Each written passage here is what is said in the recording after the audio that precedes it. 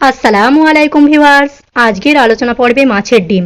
মায়েদের মনে প্রশ্ন হতেই পারে বাচ্চাকে মাছের ডিম খাওয়ানো যাবে কিনা। হ্যাঁ, 100% খাওয়ানো যাবে, কারণ মাছের ডিমে আছে এমন কিছু খনিজ, প্রোটিন ও ভিটামিন যা বাচ্চাদের মানসিক ও বুদ্ধি বিকাশের ক্ষেত্রে খুবই গুরুত্বপূর্ণ। তাই আজ আমি আমার বাচ্চার জন্য বানিয়ে নেব মাছের ডিমের দুটি পুষ্টিকর মুখরোচক খাবার।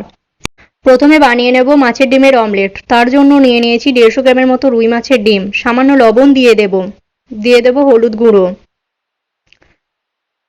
সামান্য পানি দিয়ে 5 থেকে 6 মিনিট সেদ্ধ করে নেব।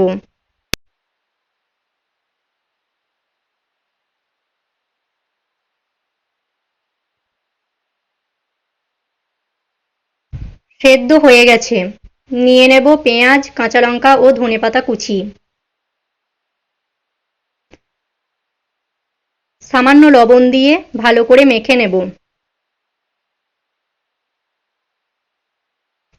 এখন দিয়ে দেব 1 চামচ সেদ্ধ করা মাছের ডিম। আবার ভালো করে মেখে নেব। একটা ডিম দিয়ে দেব। ভালো করে গুলিয়ে নেব।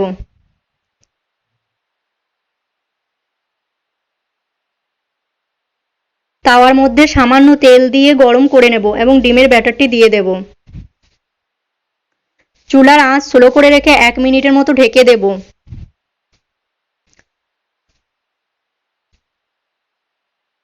এক পিঠ হয়ে গেলে অপর পিঠ উল্টিয়ে ভেজে নেব।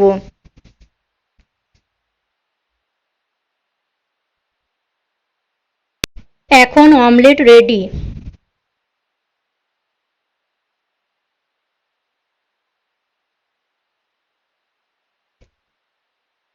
এরপর বানিয়ে নেব মাছের ডিমের পকোড়া। তার জন্য নিয়ে নিয়েছি পেঁয়াজ, লঙ্কা ও ধনেপাতা কুচি, আদা রসুন বাটা, নিয়েছি 2 চামচ মাছের ডিম। পেঁয়াজের মধ্যে দিয়ে দেব পরিমাণ মতো লবণ, হলুদ গুঁড়ো, জিরে গুঁড়ো। ভালো করে মেখে নেব।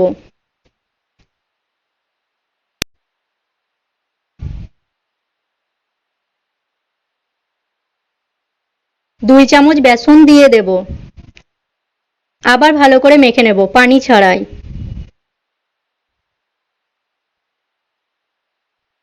এখন তাওয়া গরম করে দিয়ে দেব সামান্য তেল।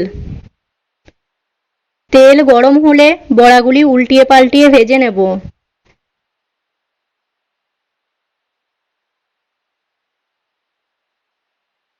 আর এই রেসিপি শুধু বাচ্চারা কেন, একবার বড়রাও খেয়ে দেখতেই পারেন কতটা টেস্টি। আমার রেসিপি ভালো লাগলে একটা লাইক করে চ্যানেলটির পাশে থাকবেন। সবাই ভালো থাকবেন। খোদা হাফেজ।